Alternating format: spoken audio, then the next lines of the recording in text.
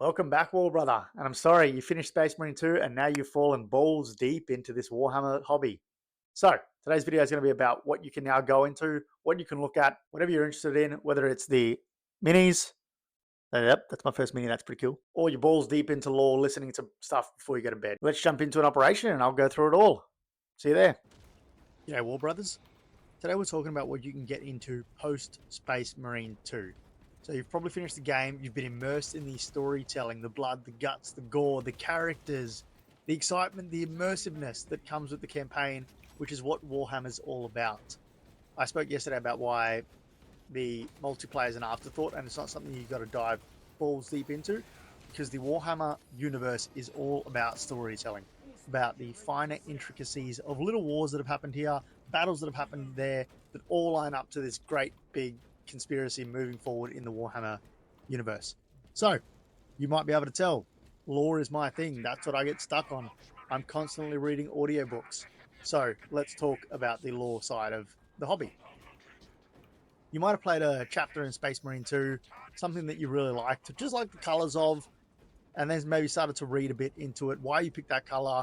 Maybe you've seen a YouTube video about why you picked that particular faction. I think the best place to get into the lore, although everyone's going to say the Horus Heresy, and that you should read that to get an understanding of what happened in 30k, 10,000 years prior, I actually disagree. And I think these smaller stories of where you start add so much more excitement to it. So, for example, how I got into Blood Angels lore, Sanguinius, Horus Heresy, understanding the whole universe, basically in that order, happened from wanting to paint my Space Marines that a friend bought me red, because I wanted to paint World Eaters once I was done with that, because I prefer the Chaos side of things. Yep, blood for the blood god, you heard me. Going back to it, he bought me that. I bought red paint. I started painting Blood Angels. I watched YouTube videos on how to paint them, why to paint them, who they are, what they're doing, lore to sleep to. And I was like, the Black Death, oh my god, Black Rage, Red Thirst, Black Death, that's a plague. I was like, oh my god, these guys are so sick. That's such a cool story. I'll read further into it. You read about the devastation of Baal, you read about the planets, its heroes, Dante. And then you get to Sanguinius, who's their Primarch. Primarch's the further wormhole. Look how quick that line of thought was. That was like a fever dream of thoughts.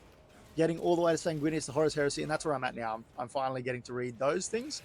I've been through the YouTube, the wiki, the lore. That's where you need to start, because once you get into the deeper aspects of the universe, it starts to get so confusing where I'm Googling, Wikipediaing, trying to understand what the hell's going on in the story that's being told, all while I've got this English accent bringing characters to life. Now that might be a bit nerdy and a bit exaggerated, but the stories bring characters to life that when you finally get to these deeper, darker ones, more intricate ones, when you hear the names of the Primarchs, you're like, oh, that's kind of sick. This is immersive. So that was my trajectory into the lore. That's where I'll stay. That's where I'll continue to probably spend most of my money. And that's where this channel will reverberate around. If you're into that, hit subscribe. But the second side of the hobby is the painting. So we've all probably got some introduction into painting. Oh, dropped all my clothes. You might have some introductory into painting, because that's where we may have started as kids, or that's what you thought the hobby was all about. You've looked at that, and I think it's a bit of a prohibitive hobby to get into, so it's stupidly expensive. Like, it's good value for money in that it's going to take you a lot of hours. You're going to get a lot out of the money that you do spend, but it's expensive. And I think that's prohibitive for newcomers that aren't sure if they want to get into it or aren't sure if it's really for them. So what I would say is, there's a link in the description to a starter kit. That's sort of what I started with. Now, it didn't have enough for me to really sink my teeth into it, so it actually made me not like the hobby as much, because I bought those. I thought I had enough paints. I started. I realized I wasn't actually good at painting. That's a whole other side of things where you need to go down YouTube stuff and all this other kind of stuff and get over imposter syndrome and be able to work on the hobby itself, like work on the painting and not care that you're going to be crap. Because like every other thing in the world, if you start to YouTube it and go into the rabbit hole, there's always someone that knows more lore than you. There's always someone that's a better painter than you. There's always someone better at anything. So you don't even start painting. You need to get over that and commit to being shit. A few other quick tips that I learned from a beginner teaching another beginner, i.e. you if you haven't painted yet.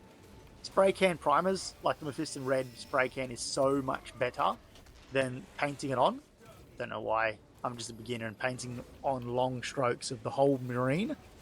I made them look real messy, uneven, unstroken. Oof. So red spray paint for that kind of stuff. Black primer, all spray cans. I got them from my dollar shop, my Bunnings, if you're in Australia. And then did the lining with colors close enough to what I could get. So I didn't go out and buy brown for another $6. I just did gold, and then I let, if you washed over that, you might be able to get rid of some of the reflectiveness. Looks pretty brown. I don't know if I'll throw a photo up of my first ever marine, but it wasn't too bad. It wasn't too bad.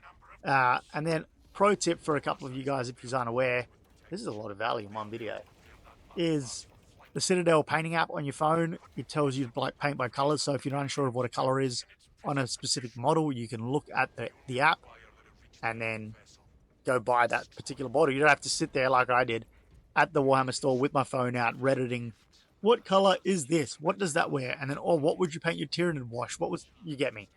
There's an app to tell you what paints. Go into the Warhammer stores. They are incredible sources of knowledge. I've never had a bad experience in a Warhammer store.